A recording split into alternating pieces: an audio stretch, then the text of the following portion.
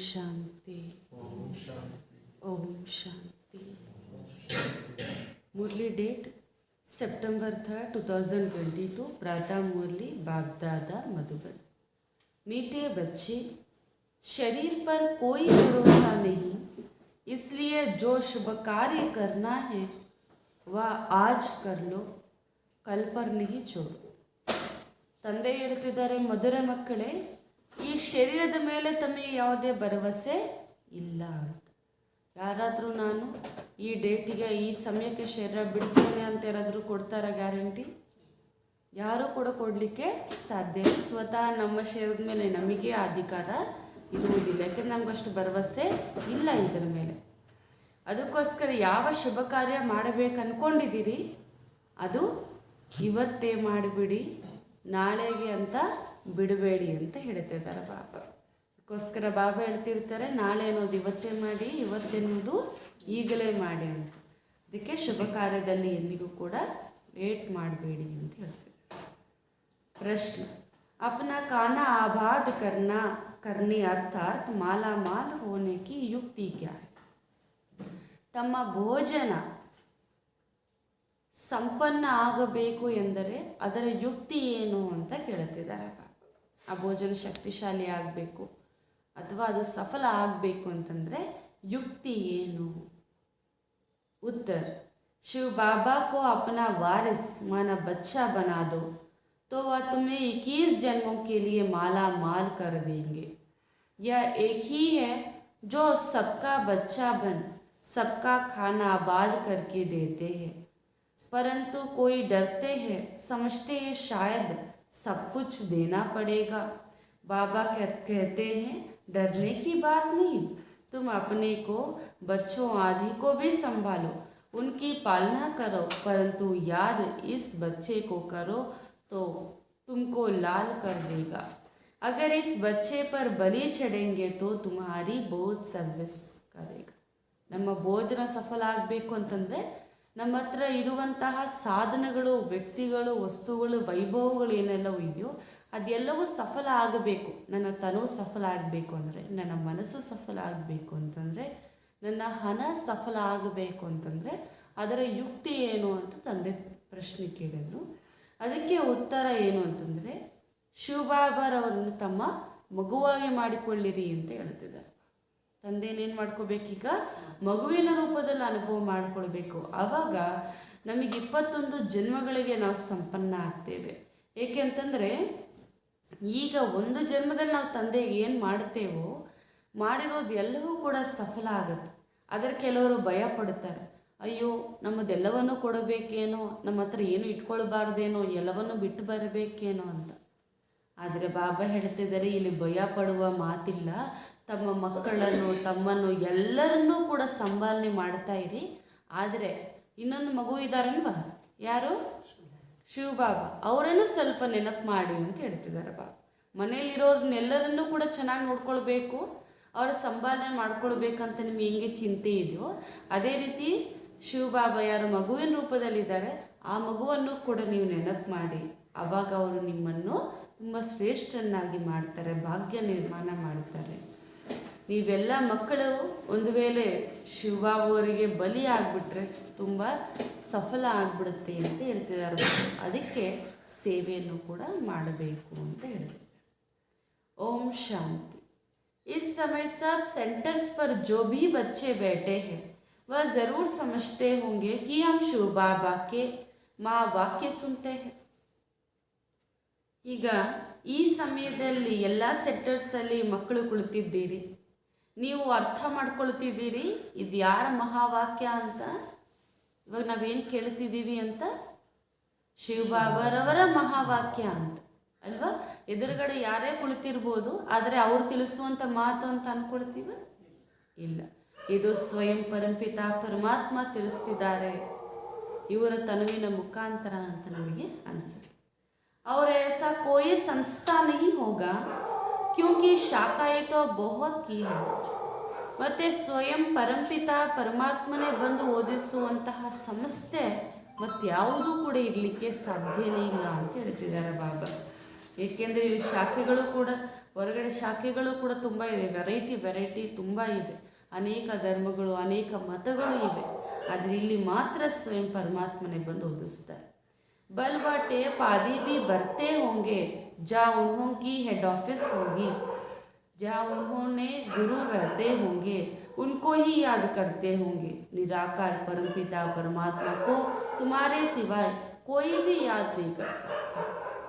ಹೊರಗಡೆ ಏನು ಮಾಡ್ತಾರೆ, ಯಾವುದೊಂದು ಗುರುವೋ ವ್ಯಕ್ತಿಯೋ ಆಧಾರಿತವಾಗಿ ಅವ್ರು ತಿಳಿಸಿರುವಂಥ ಮಾತುಗಳನ್ನು ಅನೇಕ ಸ್ಥಾನಗಳಲ್ಲಿ, ಅವರೆಲ್ಲ ಬ್ರಾಂಚಸ್ ಇರುತ್ತಲ್ವ, ಅನೇಕ ಸ್ಥಾನಗಳಲ್ಲಿ ಆ ಮಾತುಗಳನ್ನು ಕೇಳುತ್ತಾರೆ.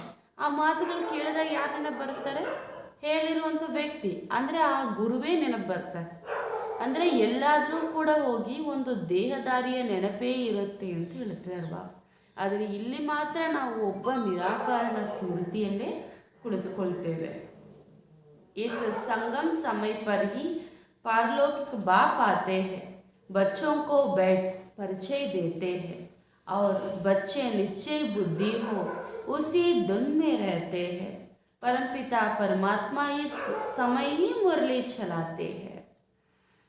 ಮತ್ತು ತಂದೆ ಬಂದು ಈ ಕಲ್ಪದಲ್ಲಿ ಅಂದರೆ ಈ ಸೃಷ್ಟಿಯಲ್ಲಿ ಯಾವಾಗಂದರೆ ಯಾವಾಗ ಬಂದು ಈ ವಿದ್ಯೆಯನ್ನು ಓದಿಸುವುದಿಲ್ಲ. ಅವ್ರು ಬರುವ ಸಮಯವನ್ನು ಸಂಗಮದ ಸಮಯ ಅಂತ ಹೇಳಲಾಗುತ್ತೆ. ಈ ನಾವಿರುವುದೇ ಇವಾಗ ಎಲ್ಲಿ, ಸಂಗಮ ಯುಗದಲ್ಲಿ, ಅಂದರೆ ಸಂಗಮದ ಸಮಯದಲ್ಲೇ ಪಾರಲೌಕಿಕ ತಂದೆ ಬಂದು ಮಕ್ಕಳಿಗೆ ಕುಳಿತು ಪರಿಚಯವನ್ನು ತಿಳಿಸ್ಕೊಡ್ತಾರೆ. ಈಗ ನೀವು ಮಕ್ಕಳ ಬುದ್ಧಿಯಲ್ಲೂ ಕೂಡ ನಿಶ್ಚಯ ಆಗಿದೆ, ನನಗೆ ತಿಳಿಸುತ್ತಿರುವಂಥವರು ಪರಂಪಿತಾ ಪರಮಾತ್ಮ. ಅದಕ್ಕೆ ಅವರ ಮಹಾವಾಕ್ಯವನ್ನು ಮುರಳಿ ಎಂದು ಕೂಡ ಹೇಳಲಾಗುತ್ತೆ. ಪರಂಪಿತಾ ಪರಮಾತ್ಮನ ಮುರಳಿ ಒಂದೇ ಬಾರಿ ಇಲ್ಲಿ ನಡೆಯುತ್ತೇನೆ ಅಂತ ಹೇಳ್ತಿದ್ದಾರೆ ಬಾಬಾ. शास्त्रों में भी है कि कृष्ण मधुबन में मुरली बजाते हैं. मधुबन तो मुख्य है एक, बाकी सब जगह मुरली जाती है. मनुष्यों की बुद्धि में तो कृष्ण मुरली बजाते हैं, शिव बाबा मुरली चलाते हैं, या किसी की बुद्धि में कभी आ नहीं सकती, क्योंकि यह किसी को भी पता नहीं है. जगह जगह तुम्हारे सेंटर्स खुलते हैं, सभी यह समझते हैं कि शिव बाबा की मुरली बजाती है और ब्रह्मा द्वार. ಅಂದರೆ ಬಾಬಾ ಹೇಳ್ತಾರೆ, ಈಗ ನೀವೆಲ್ಲ ಮಕ್ಕಳು ಅರ್ಥ ಮಾಡ್ಕೊಂಡಿದ್ದೀರಿ, ಸ್ವಯಂ ಪರಂಪಿತಾ ಪರಮಾತ್ಮನೇ ಬಂದು ಮುರಳಿಯನ್ನು ಓದಿಸ್ತಾರೆ ಅಂತ. ಹೊರಗಡೆ ಏನು ಹೇಳ್ತಾರೆ, ಕೃಷ್ಣ ಮುರಳಿಯನ್ನು ಅದನ್ನು ಬಾರಿಸ್ತಾರೆ. ಆ ಶಬ್ದದಿಂದ ಎಲ್ಲರೂ ಕೂಡ ಆಕರ್ಷಣೀಯಾಗಿ ಅವ್ರ ಹತ್ರ ಬರ್ತಾರೆ ಅಂತ ಗಾಯನ.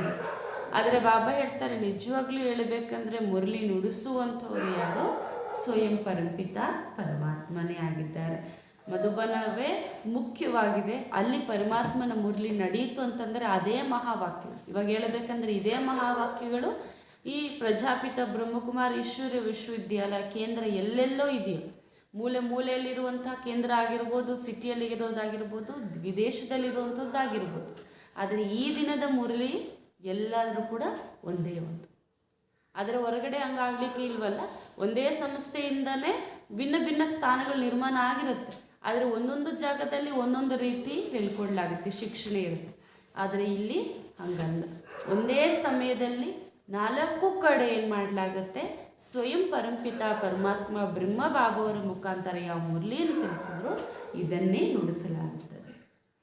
जो फिर सब ज्ञान गंगाएं सुनकर औरों को सुनाती हूँ, बुद्धि में तो शिव बाबा की याद है. शिव बाबा जिसको भगवान कहते हैं, शिव बाबा मुरली सुनाते हैं, या कोई भी शास्त्रों में नहीं है. तुम बच्चे कहाँ भी हो समझते हो, यह मुरली जो छपकर आई है शिव बाबा की आई है. शिव बाबा बगैर कोई सिखला नहीं सकते हैं. ಮತ್ತು ನಾವೆಲ್ಲರೂ ಕೂಡ ಜ್ಞಾನ ಗಂಗೇರಿ ಈ ಜ್ಞಾನವನ್ನು ಕೇಳಿ ಇತರರಿಗೆ ನಾವು ತಿಳಿಸ್ಕೊಡ್ತೇವೆ. ನಮಗನ್ಸುತ್ತಲ್ಲ, ಶಿವಬಾಬುವರ ಮಹಾವಾಕ್ಯಗಳು ಈಗ ನಮಗೆ ಪ್ರಿಂಟಾಗಿ ನಮ್ಮ ಕೈಗೆ ಸಿಕ್ಕಿದೆ. ಅವರ ಮಹಾವಾಕ್ಯಗಳನ್ನೇ ನಾವೆಲ್ಲರೂ ಕೂಡ ಕೇಳುತ್ತಿದ್ದೇವೆ ಅಂತ. ಈಗ ನಾವೆಲ್ಲರೂ ಕೂಡ ಶಿವಬಾಬಾ ಯಾರನ್ನು ಭಗವಂತ ಎಂದು ಹೇಳಲಾಗತ್ತೆ, ಅವರ ಮುರಳಿಯನ್ನೇ ಕೇಳುತ್ತಿದ್ದೇವೆ. ಇದು ಯಾವುದೇ ಶಾಸ್ತ್ರದಲ್ಲೂ ಕೂಡ ಬರಲಿಲ್ಲ ಅಂತ ಹೇಳ್ತಿದ್ದಾರೆ ಬಾಬಾ. ಈ ಈಶ್ವರಿಯ ವಿದ್ಯೆಯನ್ನು ಪರಮಾತ್ಮ ಬಿಟ್ಟರೆ ಮತ್ತಾರೂ ಹೇಳಲಿಕ್ಕೆ ಸಾಧ್ಯ ಇಲ್ಲ. ಪ್ರಪಂಚದಲ್ಲಿ ಒಳ್ಳೆ ಮಾತುಗಳನ್ನು ಅಥವಾ ಒಳ್ಳೆ ಸ್ವಭಾವವನ್ನು ಕಲಿಸ್ಕೊಡುವಂಥವ್ರು ಇದ್ದಾರೆ. ಆದರೆ ಇಂತಹ ಆತ್ಮಿಕ ವಿದ್ಯೆಯನ್ನು ಓದಿಸುವಂಥವರು ಅಥವಾ ಸತ್ಯ ಪರಿಚಯವನ್ನು ತಿಳಿಸುವಂಥವ್ರು ಪ್ರಪಂಚದಲ್ಲಿ ಯಾರೂ ಇಲ್ಲ. ಏಕೆಂದರೆ ಅವರಿಗೆ ಈ ಪರಿಚಯ ಗೊತ್ತಿಲ್ಲ. बाप कहते हैं मुझे याद करो तो मैं वर्षा दूंगा. बाबा बच्चों को समझाते रहते हैं कि माँ में कम याद करो और कोई भी नाम रूप को याद नहीं करो. साकार मनुष्य के फोटो आदि जो जन्म जन्मांतर इकट्ठे करते आए हो, आपसना करते आए हो, देवताओं आदि के चित्र रखना, यह सब तुम्हारा छूट जाता है. भक्ति मार्ग में आत्माएं सब बाप को याद करती हैं. शिव बाबा को तो सब करते थे जब देह अभिमानी बनते हैं. बाप घड़ी घड़ी कहते हैं अपने को आत्मा समझ बाप को याद करो.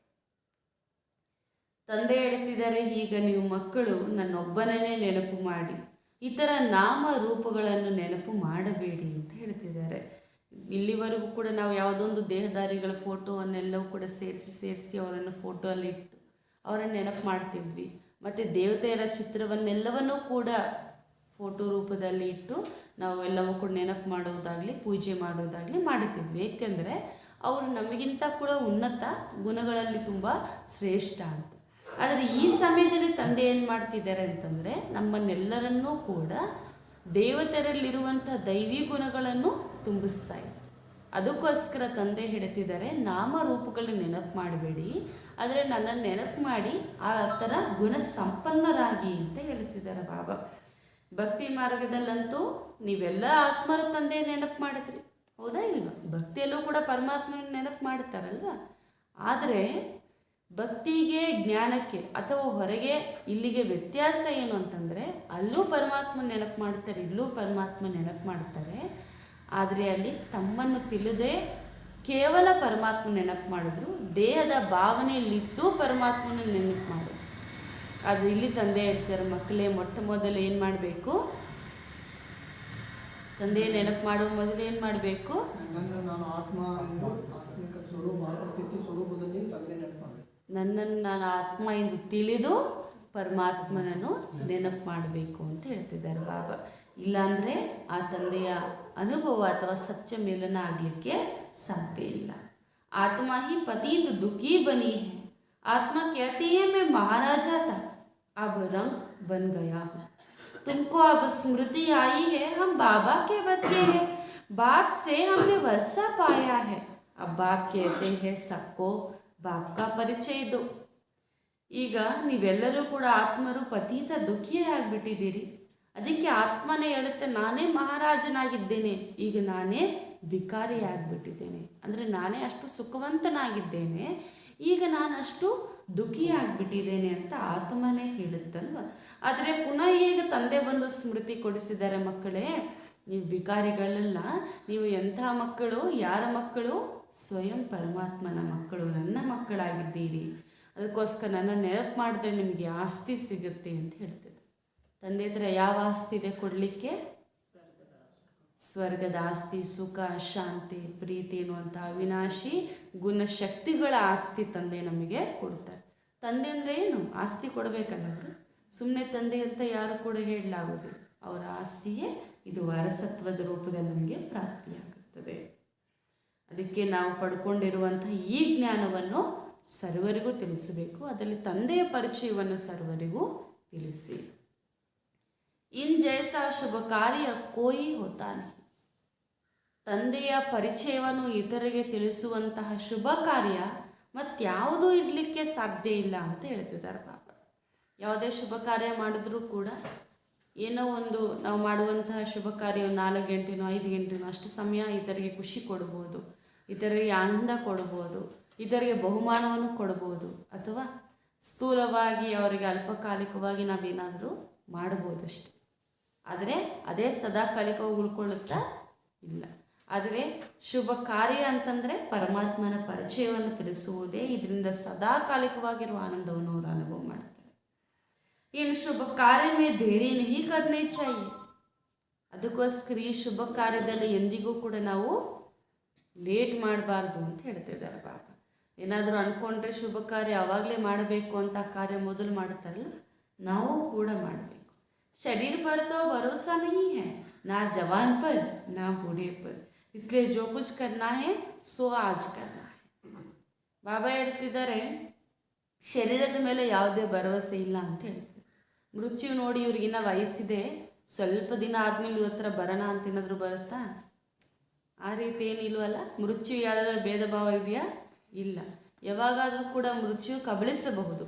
ಅದಕ್ಕೋಸ್ಕರ ಇಲ್ಲಿ ವಯಸ್ಸಿದೆ ಅಂತೇಳಿ ಅಥವಾ ಇವರು ವಯಸ್ಸಾಗಿದ್ದಾರೆ ಅಂತೇಳಿ ಯಾವುದೇ ಭೇದ ಭಾವ ಇಲ್ಲ. ಯಾವಾಗಾದರೂ ಕೂಡ ಶರೀರವನ್ನು ಬಿಡಬಹುದು, ಆ ಸಮಯ ಹತ್ತಿರ ಬರಬಹುದು. ಇನ್ನು ಬಾಬಾ ಹೇಳ್ತಾರೆ ಏನಂತ, ನಮ್ಮ ಮೃತ್ಯು ನಮ್ಮ ಎದುರುಗಡೆನೇ ಇದೆ ಅಂತ. ಅದಕ್ಕೋಸ್ಕರ ನೀವು ಈಗ ಏನು ಸಮಯ ಸಿಕ್ಕಿದೆ ಈ ಸಮಯವನ್ನು ಸಫಲ ಮಾಡಿಕೊಳ್ಳಿ. आजकल करते करते खाल खा जाता है. बाप ने कितना बड़ी हॉस्पिटल कम यूनिवर्सिटी खोली है जिससे हेल्थ वेल्थ हैप्पीनेस मिलता है. हेल्थ वेल्थ है तो हैप्पी है ही. निरोगी काया है, धन है तो मनुष्य सुखी है. तो बाप कहते हैं जिसको शुभ कार्य करना है कर लो. ಇನ್ನು ತಂದೆ ಹೇಳ್ತಿದ್ದಾರೆ, ಇಲ್ಲಿ ಹೆಂಗೆ ಅಂತಂದರೆ ಇವಾಗ ನಡೀತಾನೆ ಮಾತಾಡ್ತಾನೆ ಮನುಷ್ಯ ಶರೀರವನ್ನು ಬಿಟ್ಬಿಡ್ತಾರೆ. ಅದಕ್ಕೋಸ್ಕರ ಶುಭ ಕಾರ್ಯವನ್ನು ಮಾಡಿ ಅಂತ ತಂದೆ ಎಷ್ಟು ದೊಡ್ಡ ಹಾಸ್ಪಿಟಲ್ ಕಮ್ ಯೂನಿವರ್ಸಿಟಿಯನ್ನು ತೆರೆದಿದ್ದಾರೆ. ಇದು ಯಾವುದು ಇವಾಗ ನಾವು ಕುಳಿತಿರುವಂಥ ಸ್ಥಾನ? Hospital come university. ಇಲ್ಲಿ ನಮಗೆ ಆರೋಗ್ಯನೂ ಸಿಗುತ್ತೆ ಮತ್ತು ವಿದ್ಯೆಯೂ ಸಿಗುತ್ತೆ. ವಿದ್ಯೆಯಿಂದ ಸಂಪತ್ತು ಸಿಗುತ್ತೆ. ಅದಕ್ಕೆ ಹೆಲ್ತ್ ವೆಲ್ತ್ ಎರಡೂ ಸಿಗುತ್ತೆ ಅಂತ ಬಾಬಾ ಹೇಳ್ತಿದ್ದಾರೆ.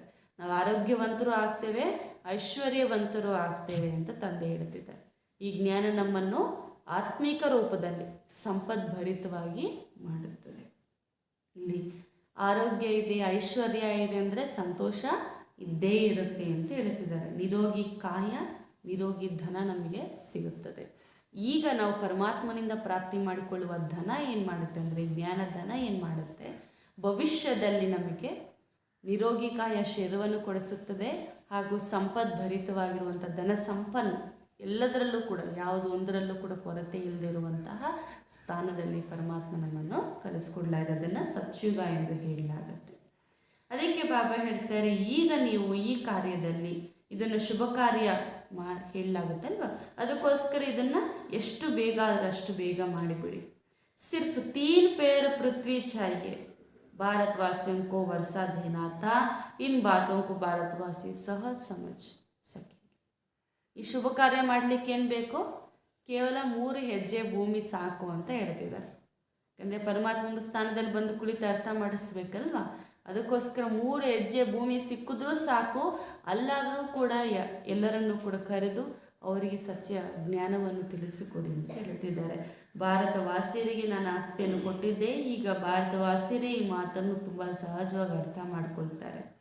ಭಗವಾನ್ ಕೋ ढूंढने के लिए मंदिर है तो बहुत आर्य समाजी लोग तो देवताओं को मानते ही नहीं, इसलिए समझते हैं या चित्र आदि जो बनाए यह सब पकड़ है. तो विघ्न तो बहुत पड़ते ही है, समझाना तो बड़ा सहज है.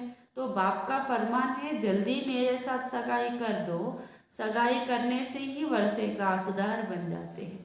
ಅಂದರೆ ಬಾಬಾ ಹೇಳ್ತಾರೆ, ಭಗವಂತನನ್ನು ಹುಡುಕ್ಲಿಕ್ಕೆ ಎಷ್ಟೋ ಪ್ರಯತ್ನ ಪಡ್ತಾರೆ. ಅದಕ್ಕೆ ಮಂದಿರಗಳಿಗೂ ಹೋಗ್ತಾರೆ, ತೀರ್ಥ ಸ್ಥಾನಗಳಿಗೂ ಹೋಗ್ತಾರೆ.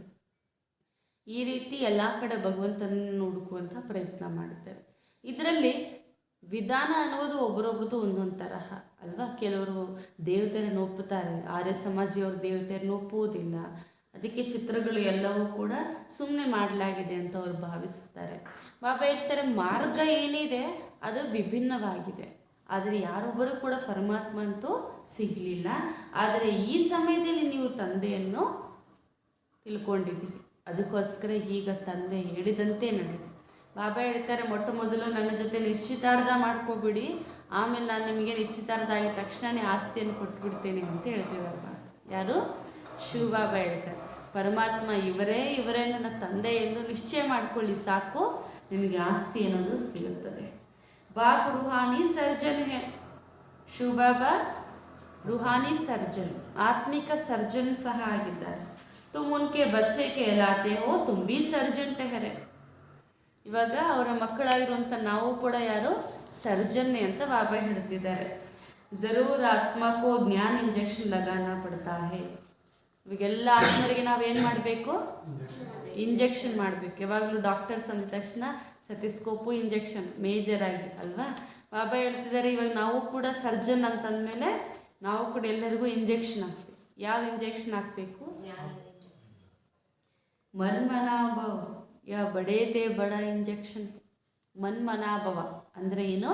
ನಮ್ಮ ಮನಸ್ಸನ್ನು ಪರಮಾತ್ಮನಲ್ಲಿ ಇಡುವುದು, ಅವರನ್ನು ನೆನಪು ಮಾಡುವುದು.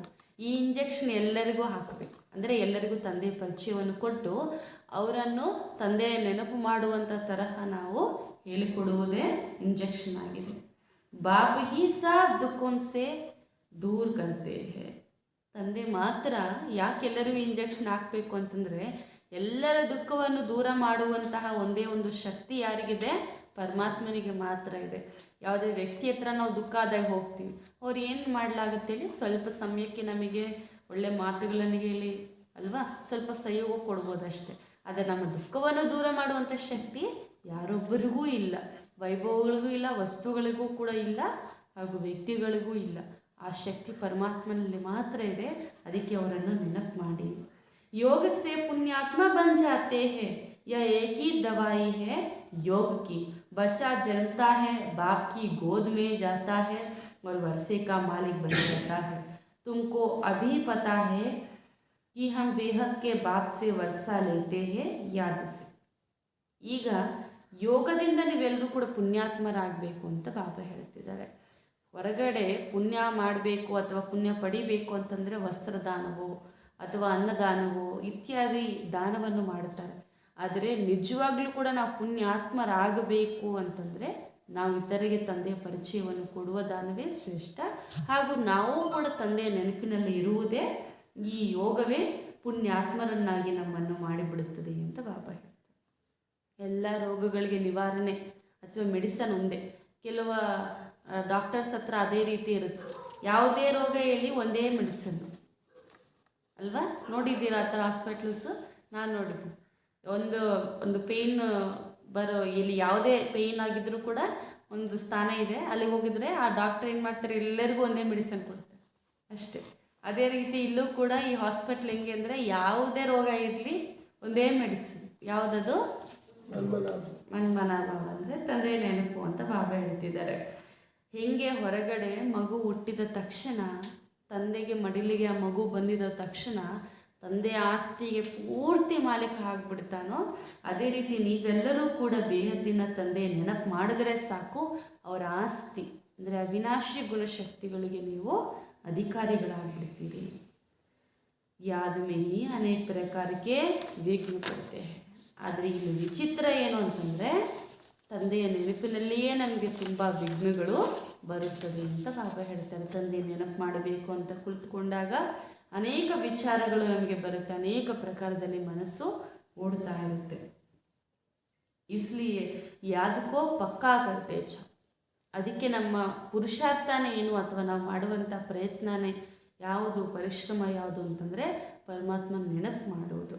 ಸಿರ್ಫ್ 3 पैर पृथ्वी के लेकर या हॉस्पिटल खोलो, 3 पैर तो है ना, नहीं तो ऐसी ऊंच कॉलेज के लिए तो 50-60 एकड़ जमीन भी होनी चाहिए, जहाँ मनुष्य आकर पड़े, ज्ञान इंजेक्शन लगाते जाए.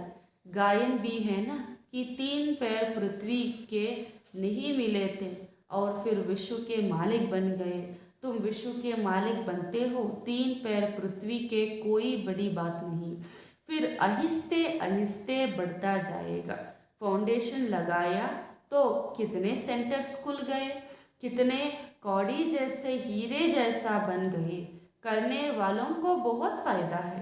बहुतों के कल्याण के लिए हॉस्पिटल अथवा कॉलेज खोले जाते हैं. यह भी ऐसे है. बाहर में बोर्ड लगा दो, colony for health wealth, clinic for health wealth happiness 21 ಜನ್ಮೋं के लिए. ನೋಡಿ ಬಾಬಾ ಹೇಳ್ತಿದ್ದಾರೆ, ಈ ವಿಶ್ವವಿದ್ಯಾಲಯ ಏನಿದೆ ಇದಕ್ಕಂತೂ 50-60 ಎಕರ್ಸ್ ಭೂಮಿ ಕೊಟ್ಟರೂ ಕೂಡ ಕಡಿಮೆನೇ ಅಂತ ಬಾಬಾ ಹೇಳ್ತಿದ್ದಾರೆ. ಯಾಕಂದರೆ ಅನೇಕ ಆತ್ಮರಲ್ಲಿ ಉದ್ಧಾರ ಆಗುತ್ತೆ. ಆದರೆ ಮೊಟ್ಟ ಮೊದಲು ನೀವು 3 ಹೆಜ್ಜೆಯ ಪೃಥ್ವಿ ಸಿಕ್ಕಿದ್ರೂ ಕೂಡ ಸಾಕು, ನೀವಲ್ಲಿ ಸೇವೆ ಮಾಡಿ. ಜ್ಞಾನ ಇಂಜೆಕ್ಷನಲ್ಲಿ ಎಲ್ಲರೂ ಕೂಡ ಹಾಕ್ತಾ ಇರಿ ಅಂತ ನಾವು ನೋಡಿರ್ತೀವಿ. ಮೊದಲು ಚಿಕ್ಕ ಕ್ಲಿನಿಕ್ ಇಟ್ಕೊಂಡಿರ್ತಾರೆ ಡಾಕ್ಟ್ರು, ಅವ್ರು ಆಮೇಲೆ ಮತ್ತೆ ಮತ್ತೆ ಒಂದು ದೊಡ್ಡ ಹಾಸ್ಪಿಟ್ಲೇ ಅದು ಆಗಿಬಿಟ್ಟಿರುತ್ತಲ್ವ. ಹೆಂಗೆ ಅಂತಂದರೆ ಆ ಡಾಕ್ಟ್ರಿನ ಶಕ್ತಿ ಆ ಥರ ಇರುತ್ತೆ. ಅದೇ ರೀತಿ ಬಾಬಾ ಹೇಳ್ತೀರಿ ಇಲ್ಲೂ ಅಷ್ಟೇ, ನೀವು ಹಾಕುವಂಥ ಜ್ಞಾನದ ಇಂಜೆಕ್ಷನ್ ಸರಿಯಾಗಿದ್ದರೆ ಜನ ಇನ್ನೂ ಕೂಡ ಬರ್ತಾ ಇರ್ತಿರೋದು ವೃದ್ಧಿ ಆಗ್ತಾ ಹೋಗುತ್ತೆ. ಅದಕ್ಕೆ ಒಂದು ಗಾಯನ ಕೂಡ ಭಕ್ತಿಯಲ್ಲಿದೆ, 3 ಹೆಜ್ಜೆಯ ಪೃಥ್ವಿ ಕೂಡ ಸಿಗಲಿಲ್ಲ, ಆದರೆ ಅವರೇ ವಿಶ್ವದ ಮಾಲೀಕರಾದರು ಅಂತ. ಇವಾಗ ನಂಬಿಕೆ ಅಲ್ವಾ. ಬಾಬಾ ಹೇಳ್ತಾರೆ ಸೇವೆ ಮಾಡಬೇಕು ಅಂದರೆ ಅನೇಕ ಸ್ಥಾನಗಳಲ್ಲಿ ಅವಕಾಶ ಕೊಡುತ್ತಾರೆ, ಅದಕ್ಕೆ ಕೆಲವು ಸ್ಥಾನಗಳಲ್ಲಿ ಅವಕಾಶ ಸಿಗುವುದಿಲ್ಲ. ಆದರೂ ಕೂಡ ನಾವು ಪರಿಶ್ರಮ ಪಟ್ಟು ಯಾವ ಸೇವೆ ಮಾಡ್ತೀವಿ ಅದರ ಪ್ರತಿಫಲ ನಮಗೆ ಪ್ರಾಪ್ತಿಯಾಗುತ್ತೆ ಅಂತ. ಈಗ ಫೌಂಡೇಶನ್ ನೋಡಿ, ಬಾಬಾವರು ಯಜ್ಞದ ಆದಿಯಲ್ಲೂ ಕೂಡ ಎಷ್ಟು ಚಿಕ್ಕ ಸ್ಥಾನದಿಂದನೇ ತನಗೆ ಮೊದಲಾಯಿತು. ಇವಾಗೆಲ್ಲ ಅನೇಕ ಸೆಂಟರ್ಸ್ ತಯಾರಾಗಿಬಿಟ್ಟಿದೆ, ಎಷ್ಟೊಂದು ಸ್ಥಾನ ಎಲ್ಲವೂ ಕೂಡ ಬಾಬಾ ಕೊಟ್ಟಿದ್ದಾರೆ. ಎಲ್ಲ ಸೆಂಟರ್ಸ್ ಎಷ್ಟು ನಿರ್ಮಾಣ ಆಗಿ ಅಲ್ಲೆಷ್ಟು ಆತ್ಮರ ಕಲ್ಯಾಣ ಆಗ್ತಿದೆ, ಎಷ್ಟು ಜನ ಕೌಡೆಯಿಂದ ವಜ್ರ ಸಮಾನವಾಗಿ ತಮ್ಮ ಜೀವನವನ್ನು ಮಾಡಿಕೊಂಡಿದ್ದಾರೆ ಅಂತ ಬಾಬಾ ಹೇಳ್ತಿದ್ದಾರೆ. ಇಲ್ಲಿ ಸೇವೆ ಮಾಡುವಂಥವರ ಲಾಭವೂ ಕೂಡ ತುಂಬ ಇದೆ. ಅನೇಕರ ಕಲ್ಯಾಣ ಆಗುವುದಕ್ಕಾಗಿಯೇ ಈ ಹಾಸ್ಪಿಟ್ಲು ಅಥವಾ ಕ್ಲಿನಿಕ್ ಇದೆ, ಅಂದರೆ ಕಾಲೇಜು ಕೂಡ ಆಗಿದೆ. ಇದನ್ನು ತೆರೀತಾ ಬನ್ನಿ ಅಂತ ಹೇಳ್ತಾರೆ. ಹೊರಗಡೆ ಬೋರ್ಡ್ ಹಾಕ್ಬಿಡಿ, ಕ್ಲಿನಿಕ್ ಫಾರ್ ಹೆಲ್ತ್ ವೆಲ್ತ್ ಅಂತ, ಅಂದರೆ ಆರೋಗ್ಯ ಹಾಗೂ ಸಂಪತ್ತಿ ಅದು 21 ಜನ್ಮಗಳಿಗೆ ಇಲ್ಲಿ ನಿಮಗೆ ಪ್ರಾಪ್ತಿ ಮಾಡಿಸಲಾಗತ್ತೆ, ಆ ಕ್ಲಿನಿಕ್ ಇದು ಅಂತ ಹಾಕ್ಬಿಡಿ. हिंदी में कहेंगे 100% पवित्रता सुख शांति का चिकित्सालय, परंतु बच्चों में सर्विस करने का शौक नहीं। कुटुंबादि के जाल को मकड़ी की जाल कहा जाता है, जाल में खुद फंस जाते हैं। बाप आकर रावण रूपी मकड़ी की जाल को जाल से निकालते हैं। सत्युग में ऐसा नहीं कहेंगे, यह भी आपे ही अपनी जाल में फंस मरते हैं। यह है ही रावण राज्य। कितनी बड़ी बड़ी रावण की जाल है सारी सृष्टि पर, सभी शोक वाटिका में हैं। इस रावण की जाल में सब साधु संत आदि फंसे हुए हैं। अब बाप कहते हैं इन सबको भूल अपने को आत्मा निश्चय करो और सबको यही रास्ता बताते रहो। यह सृष्टि का राज दूसरों को किसी को भी पता नहीं है, इसलिए यह सभी को बताते चलो। इन सबको कहो कि ಮಾಮೇಕಂ ಯಾದ್ ಕರೋ. ಬಾಬಾ ಹೇಳ್ತಿದ್ದಾರೆ, ಈಗ ಇಷ್ಟು ಸೇವೆ ಮಾಡಬೇಕು, ತಂದೆಗೆ ಆಸಕ್ತಿ ಇದೆ. ತಂದೆ ಇನ್ನೂ ಹೇಳ್ತಿದ್ದಾರೆ, ನಾವು ಕನ್ನಡದಲ್ಲಿ ಅಥವಾ ಹಿಂದಿಯಲ್ಲಿ ಹೇಳಬೇಕು ಅಂದರೆ ತಂದೆ ಹಿಂದಿಯಲ್ಲಿ ಹೇಳಿದ್ದಾರೆ 100% ಅಂದರೆ 100% ಪವಿತ್ರತಾ ಸುಖ ಶಾಂತಿಯನ್ನು ಪ್ರಾಪ್ತಿ ಮಾಡಿಕೊಳ್ಳುವಂಥ ಚಿಕಿತ್ಸಾಲಯ ಇದು ಅಂತ ಬೋರ್ಡಲ್ಲಿ ಹಾಕಿ ಅಂತ ಬಾಬಾ ಹೇಳ್ತಾರೆ. ಬಾಬಂಗೆ ಪವಿತ್ರತೆ ಸುಖ ಶಾಂತಿಯನ್ನು ಪಡೆದುಕೊಳ್ಳುವ ಚಿಕಿತ್ಸಾಲಯ ಇದು ಅಂತ. ಅಂದರೆ ಬಾಬಾ ಹೇಳ್ತಿದ್ದಾರೆ, ಎಷ್ಟೊಂದು ಯುಕ್ತಿಯಿಂದ ನೀವು ಇತರರಿಗೆ ಜ್ಞಾನವನ್ನು ತಿಳಿಸ್ಬೋದು, ಎಷ್ಟೊಂದು ಪ್ರಕಾರದಲ್ಲಿ ಜ್ಞಾನವನ್ನು ತಿಳಿಸ್ಬೋದು, ಆದರೆ ತಿಳಿಸುವ ಆಸಕ್ತಿ ನಿಮ್ಮಲ್ಲಿ ಇರಬೇಕಷ್ಟೆ. ಆದರೆ ಅನೇಕರಿಗೆ ಆಸಕ್ತಿ ಇಲ್ಲ ಅಂತ ಹೇಳ್ತಿದ್ದಾರೆ ಬಾಬಾ. ನಾವು ಸರ್ವಿಸ್ ಮಾಡಬೇಕೆನ್ನುವಂತಹ ಆಸಕ್ತಿ ಇಲ್ಲ, ಏಕೆಂದರೆ ಕುಟುಂಬ ಇತ್ಯಾದಿಗಳ ಯಾವುದು ಬಂಧನ ಇದೆ ಅಥವಾ ಒಂದು ಯಾವ ಜಾಲಿ ಇದೆ ಅದರಲ್ಲೇ ಸಿಕ್ಕಾಕೊಂಡ್ಬಿಟ್ಟಿದ್ದಾರೆ. ಸ್ಪೈಡರ್ ವೆಬ್ ಯಾವುದಿದೆ ಅದರೆಲ್ಲರೂ ಕೂಡ ಸಿಕ್ಕಾಕೊಂಡ್ಬಿಟ್ಟಿದ್ದಾರೆ, ಅದರಿಂದ ಹೊರಗಡೆ ಬರಲಿಕ್ಕೇನೆ ಗೊತ್ತಿಲ್ಲ ಅಂತ ಹೇಳ್ತಿದ್ದಾರೆ ಬಾಬಾ. ಆದರೆ ಈ ರಾವಣನ ರೂಪಿ ಬಂಧನ ಏನಿದೆ ಜಾಲಿ ಏನಿದೆ ಇದರಿಂದ ತಂದೆ ಬಂದು ಬಿಡಿಸ್ಕೊಡ್ತಿದ್ದಾರೆ. ಬಾಬಾ ಹೇಳ್ತಾರೆ, ಇದರಿಂದ ಯಾರು ಬಿಡಿಸ್ಕೊಂಡಿದ್ದಾರೆ ಪ್ರಪಂಚದವ್ರು ಅಂದರೆ ಒಬ್ಬರೂ ಇಲ್ಲ, ಸಾಧು ಸಂತರಿಂದ ಹಿಡಿದು ಪ್ರತಿಯೊಬ್ಬರೂ ಕೂಡ. ಬಾಬಾ ಹೇಳ್ತಾರೆ, ಸ್ಥೂಲವಾಗಿರುವಂಥ ಮೋಹವೇ ಅಲ್ವಲ್ಲ, ಕುಟುಂಬದಲ್ಲಿ ಅನೇಕ ಪ್ರಕಾರದ ಬಂಧನ ಇರುತ್ತೆ, ಆ ರೀತಿ ಅನೇಕ ಪ್ರಕಾರದ ಬಂಧನದಲ್ಲಿ ಎಲ್ಲರೂ ಕೂಡ ಸಿಕ್ಕಾಕೊಂಡ್ಬಿಟ್ಟಿದ್ದಾರೆ ಅಂತ ಹೇಳ್ತಿದ್ದಾರೆ ಬಾಬಾ. ಅದಕ್ಕೋಸ್ಕರ ಈಗ ತಾವೇನು ಮಾಡಿ, ಮೊಟ್ಟ ಮೊದಲು ತಮ್ಮನ್ನು ಆತ್ಮ ಎಂದು ನಿಶ್ಚಯ ಮಾಡಿಕೊಳ್ಳಿರಿ, ಸರ್ವರಿಗೂ ದಾರಿಯನ್ನು ತೋರಿಸ್ತಾ ಹೋಗಿ ಅಂತ ಹೇಳ್ತಿದ್ದಾರೆ. ಈ ಸೃಷ್ಟಿಯ ರಹಸ್ಯವನ್ನು ಎಲ್ಲರಿಗೂ ತಿಳಿಸಿ, ಏಕೆಂದರೆ ಯಾರೊಬ್ಬರಿಗೂ ಕೂಡ ಗೊತ್ತಿಲ್ಲ. ನಾವು ಯಾವಾಗ ಆತ್ಮ ಅಂತ ತಿಳ್ಕೊಳ್ತೀವೋ ಆವಾಗ ಸ್ಥೂಲ ಎಲ್ಲ ದಿನ ಬಂಧನಗಳಿಂದ ಬಿಡುಗಡೆ ಆಗ್ತೇವೆ. ಎರಡನೇದು, ಈ ಸೃಷ್ಟಿಯ ರಹಸ್ಯವನ್ನು ತಿಳ್ಕೊಳ್ಳೋದ್ರಿಂದ ತುಂಬಾ ನಿಶ್ಚಿಂತ ಆಗ್ತೇವೆ, ಖುಷಿಯಾಗಿರುತ್ತೆ. ಅದಕ್ಕೋಸ್ಕರ 2 ಪರಿಚಯವನ್ನು ಎಲ್ಲರಿಗೂ ತಿಳಿಸಿ ಅಂತ ಹೇಳ್ತಿದ್ದಾರೆ. ಬಾಪ್ कहते हैं सबको छोड़ ಮಾಮೇಕಂ ಯಾದ್ ಕರೋ. ಈ ಸ್ಥೂಲ ಬಂಧನ, ಈ ಸ್ಥೂಲವಾಗಿರುವಂಥ ಪ್ರಪಂಚದಲ್ಲಿ ಸಿಕ್ಕಾಕೊಳ್ಳುವ ಬದಲಾಗಿ ಇವೆಲ್ಲವನ್ನು ಕೂಡ ಬಿಟ್ಟು ನೀವು ನನ್ನೊಬ್ಬನನ್ನೇ ನೆನಪು ಮಾಡಿ ಅಂತ ಹೇಳ್ತಿದ್ದಾರೆ. याद से ही तुम्हारे सब पाप मिट जाएंगे। शुभ कार्य में देरी नहीं करनी चाहिए। मिसाल भी देते हैं, देरी करते करते मर गया, फिर भोग पर जब वह आत्मा आती है तो बहुत रोती है। फिर बोला जाता है, देखो तुमने देरी की, आजकल करते करते खाल खा गया है, अब ज्ञान तो उठा नहीं सकता है। ऐसा ऐसा उल्हाना दिया जाता है। बहुत बच्चे ख्यालत करते हैं, अच्छा कल यह करेंगे, फिर मर जाते हैं। इसलिए समझाया जाता है, ममत्व छोड़ दो। लौकिक संबंधी तुम्हारा कोई कल्याण करने वाले नहीं हैं। यह शिव बाबा सब तुम्हारे कल्याण करते हैं, तुम्हारा बच्चा बनते हैं। कहते हैं, तुम मुझे वारिस बनाओ तो मैं तुम्हारी बहुत सेवा करूँगा बाबा। इसलिए बाबा पूछते भी है, आपको कितने बच्चे। ಬಾಬಾ ಹೇಳ್ತಿದ್ದಾರೆ, ಈಗ ನಾವು ತಂದೆಯ ನೆನಪಿನಲ್ಲಿದ್ದು ಎಲ್ಲ ಪಾಪವನ್ನು ಭಸ್ಮ ಮಾಡಿಕೊಳ್ಬೇಕು. ಈ ಶುಭ ಕಾರ್ಯದಲ್ಲಿ ಎಂದಿಗೂ ಕೂಡ ನಾವು ಲೇಟ್ ಮಾಡಬಾರ್ದು ಅಂತ ಹೇಳ್ತಿದ್ದಾರೆ ಬಾಬಾ. ಅದಕ್ಕೆ ಉದಾಹರಣೆ ಕೂಡ ಕೊಡಲಾಗುತ್ತಲ್ಲ, ಕೆಲವರು ಸಂಕಲ್ಪ ಮಾಡ್ತಾರೆ, ತಂದೆಗೆ ಇದು ಮಾಡಬೇಕು, ಇದು ಕೊಡಬೇಕು, ಅಥವಾ ನಾವಿಂಗೆ ಆಗಬೇಕು ಅಂತ. ಆದರೆ ಅಂದ್ಕೊಂಡು ಹಾಗೆ ಶರೀರ ಬಿಟ್ಬಿಟ್ರು ಅಂತ ಹೇಳಲಾಗುತ್ತೆ. ಕೆಲವು ಸತಿ ತುಂಬ ಬಾಬಂಗೆ ಏನೋ ಕೊಡಬೇಕು ಅಂತ ಆಸೆ ಇರುತ್ತೆ ಒಂದು ಆತ್ಮನಿಗೆ. ಅವ್ರು ಹಂಗೆ ಅನ್ಕೊಂಡು ಶರೀರ ಬಿಟ್ಟಾದ್ಮೇಲೆ ಮತ್ತೆ ಬಾಬಾ ಶರೀರ ಬಿಟ್ಟಾದ್ಮೇಲೆ ಮತ್ತೆ ಭೋಗ ತೊಗೊಂಡು ಹೋದಾಗ ಆತ್ಮ ಬಾಬನ ಹತ್ರ ಹೇಳುತ್ತೆ, ನಾನು ಮಾಡಬೇಕಾಯಿತು ಆದರೆ ಮಾಡೋಕ್ಕಾಗಲಿಲ್ಲ ಅಂತ. ಅವಾಗ ಪಶ್ಚಾತ್ತಾಪ ಪಡ್ತಾರೆ. ಆವಾಗ ತಂದೆ ನೆನಪು ಮಾಡಲಿಕ್ಕೂ ಆಗೋದಿಲ್ಲ, ತಂದೆ ಪರಿಚಯವನ್ನು ತಿಳ್ಕೊಳ್ಳಿಕ್ಕೂ ಇಲ್ಲ, ಮತ್ತು ಯಾವ ಲಕ್ಷ್ಯವನ್ನು ಅವ್ರು ಮಾಡ್ಬೇಕು ಅಂದ್ಕೊಂಡಿರ್ತಾರೆ ಆ ಲಕ್ಷ್ಯವನ್ನು ಕೂಡ ಸಾಧಿಸಲಿಕ್ಕೆ ಆಗೋದಿಲ್ಲ. ಅದಕ್ಕೋಸ್ಕರ ಏನು ಮಾಡ್ಬೇಕು ಅಂದ್ಕೊಂಡಿದ್ದೀರಿ ಈಗಲೇ ನೀವು ಮಾಡಬೇಡಿ ಅಂತ ತಂದೆ ಹೇಳ್ತಿದ್ದಾರೆ. ಆಮೇಲೆ ನೀವು ನಾಳೆ ಯೋಚನೆ ಮಾಡಿದರೆ ಅದು ಆಗೋದಿಲ್ಲ.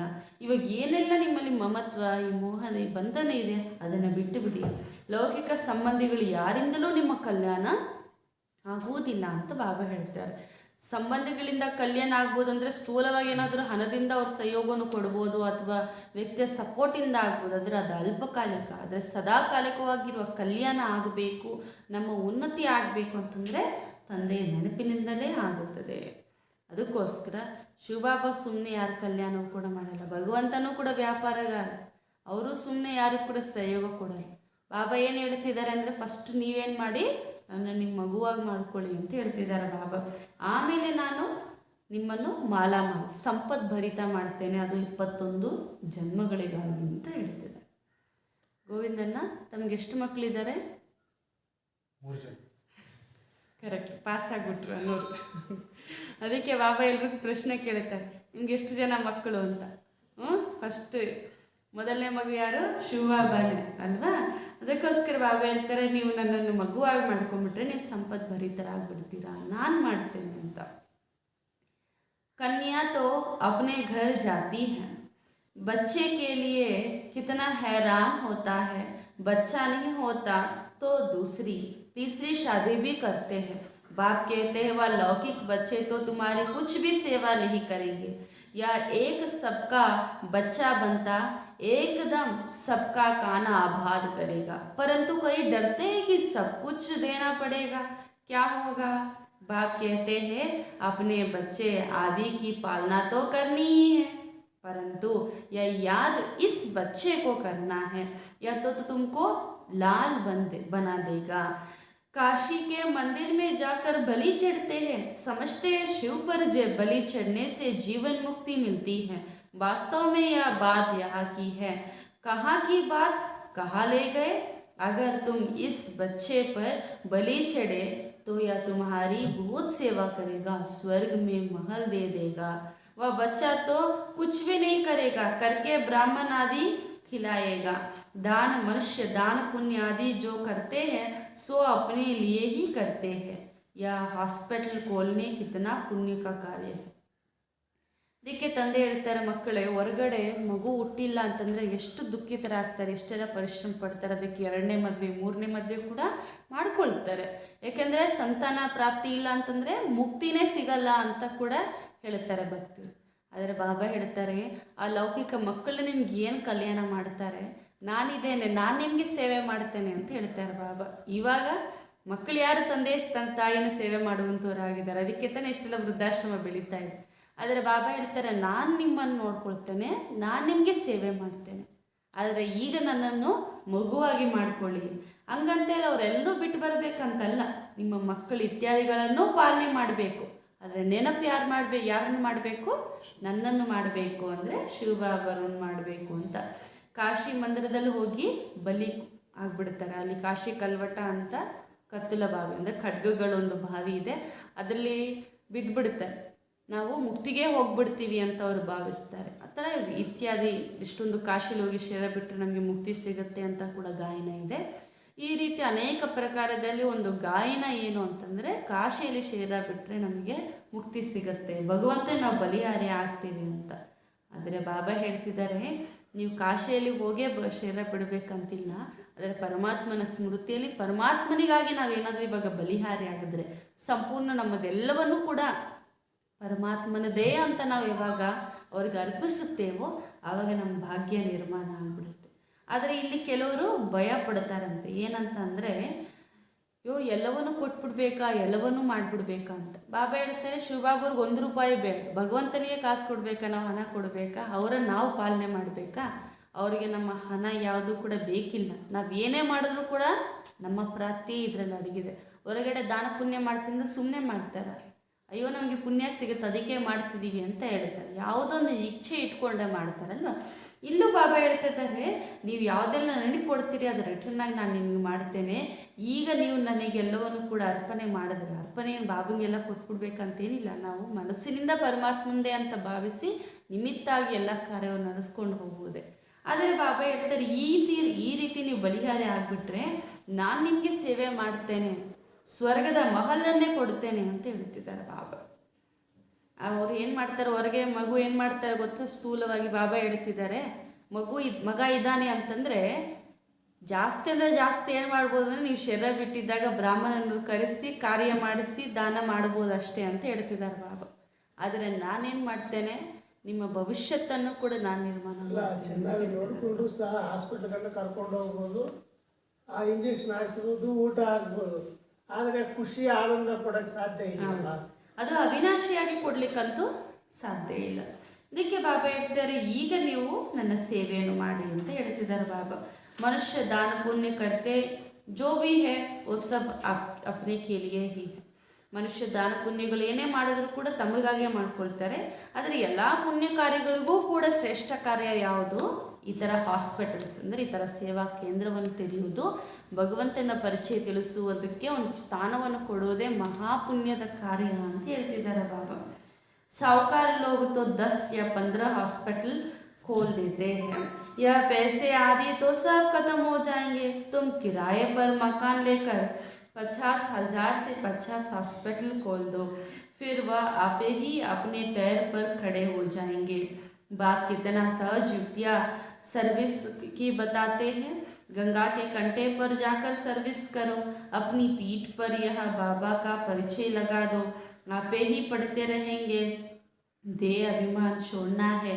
कोई साहूकार ऐसे करे तो सब कहेंगे वाह, इनको तो देह अभिमान बिल्कुल नहीं। बाप का परिचय देना है। बाप स्वर्ग का रचयिता है, फिर हम नरक में क्यों पड़े हैं? अभी बाप आए हैं, कहते हैं देह के सब संबंध छोड़ मुझे याद करो। भारत स्वर्ग से नरक कैसे बना? लक्ष्मी नारायण ने 84 जन्म कैसे लिए? आओ तो हम कथा सुनाएंगे। ढेर इकट्ठे हो जाएंगे। पतित पावनी गंगा को भी कहते हैं तो जमुना को भी कहते हैं। अच्छा, गंगा पतित पावनी है तो एक को पकड़ो ना। ಇದಕ್ಕೆ ತಂದೆ ಹೇಳ್ತಿದ್ದಾರೆ, ಈಗ ಸಾಹುಕಾರರಿದ್ದಾರೆ ಅಂತ ಅಂದ್ಕೊಳ್ಳಿ, 10-15 ಹಾಸ್ಪಿಟಲ್ಸು ಕೂಡ ತೆರೀತಾರೆ ಅಂತ ಹೇಳ್ತಿದ್ದಾರೆ ಅಲ್ವಾ. ಅವರು ಹಣ ಇದ್ದರೆ ಎಷ್ಟೊಂದು ಮಾಡುತ್ತಾರೆ. ಆದರೆ ಬಾಬಾ ಹೇಳ್ತಾರೆ, ಇಲ್ಲಿ ನೀವೇನು ಮಾಡಿ, ಎಷ್ಟು ಚಿಕ್ಕ ಒಂದು 50,000 ಇದ್ದರೂ ಕೂಡ ಅಥವಾ ಎಷ್ಟೇ ಇದ್ದರೂ ಕೂಡ ನೀವು ರೆಂಟಲ್ಲಾದರೂ ತೆಗೆದುಕೊಂಡು ನೀವೇನು ಮಾಡಿ ಹಾಸ್ಪಿಟಲ್ ನಿರ್ಮಾಣ ಮಾಡಿ, ಅದರಿಂದ ಎಷ್ಟೊಂದು ಅನೇಕ ಹಾಸ್ಪಿಟಲ್ಸ್ ತೆರಿಬೋದು ಅಂತ ಹೇಳ್ತಾರೆ ಬಾಬಾ. ಹೊರಗಡೆ ಕೂಡ ಅಷ್ಟೇ ಅಲ್ವಾ. ಅದಕ್ಕೋಸ್ಕರ ಈಗ ನೀವು ನಿಮ್ಮ ಕಾಲಿನ ಮೇಲೆ ನೀವು ನಿಂತ್ಕೊಳ್ಳೋ ಥರ ತಂದೆ ಎಷ್ಟೊಂದು ಯುಕ್ತಿಯನ್ನು ಕೂಡ ತಿಳಿಸ್ಕೊಡ್ತಾರೆ, ಸರ್ವಿಸ್ಸು ಕೂಡ ಹೇಳ್ಕೊಡ್ತಾರೆ. ಗಂಗಾ ತೀರದಲ್ಲಿ ಹೋಗಿ ಸೇವೆಯನ್ನು ಮಾಡಿ ಅಂತ ಕೂಡ ಬಾಬಾ ಹೇಳ್ತಾರೆ. ಅಥವಾ ನಿಮ್ಮ ಹಿಂದೆ ಕೂಡ ಬಾಬುವರ ಪರಿಚಯ ಬರ್ಕೊಂಡು ಬಿಟ್ಬಿಡಿ, ಎಲ್ಲರೂ ಕೂಡ ಓದ್ತಾ ಇರ್ತಾರೆ, ಸಾವುಕಾರ ಈ ಥರ ಮಾಡಿದರೆ ವಾಹ ಅಂತ ಹೇಳ್ತಾರೆ ಅಂತ ಹೇಳ್ತಾ ಇಲ್ವಾ. ಅಂದರೆ ಸೇವೆ ಮಾಡಲಿಕ್ಕೆ ನಾವು ಯಾವುದೋ ಒಂದು ಯುಕ್ತಿಗಳನ್ನು ಹುಡುಕೊಂಡು ನಾವು ಮಾಡಬೇಕು ಅಂತ ಹೇಳ್ತಿದ್ದಾರೆ. ಇವಾಗ ನಾವು ಯಾರಿಗಾದ್ರೂ ಏನಾದರೂ ಒಂದು ಹೇಳಬೇಕು ಅಂತಂದರೆ ಎಷ್ಟು ಆಸಕ್ತಿಯಿಂದ ಹೇಳ್ತೇವೆ, ಅವ್ರು ಕೇಳೋಕ್ಕೆ ಆಸಕ್ತಿ ಇದೆಯೋ ಇಲ್ವೋ, ನಮ್ಮ ವಿಚಾರವನ್ನು ವ್ಯಕ್ತಪಡಿಸ್ತೀವಲ್ವ.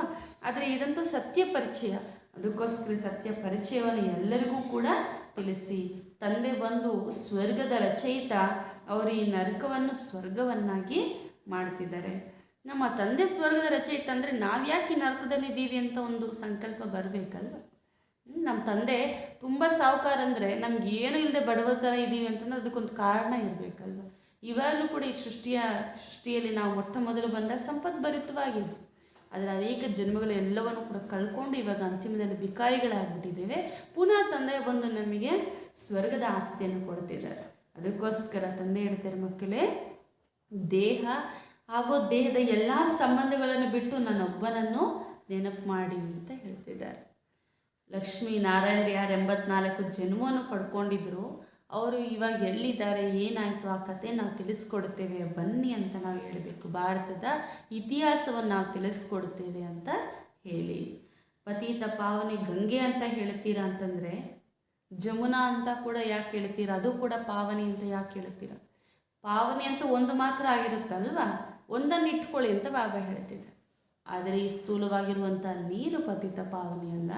ನಿಜವಾಗಲೂ ಗಂಗಾ ಸ್ನಾನ ಮಾಡೋದ್ರಿಂದ ಪಾವನರಾಗ್ತೀವಿ ಅಂತಂದರೆ ಪ್ರಪಂಚದಲ್ಲಿ ಇಲ್ಲಿವರೆಗಿದು ಪಾವನ ಪ್ರಪಂಚ ಆಗಿರಬೇಕು.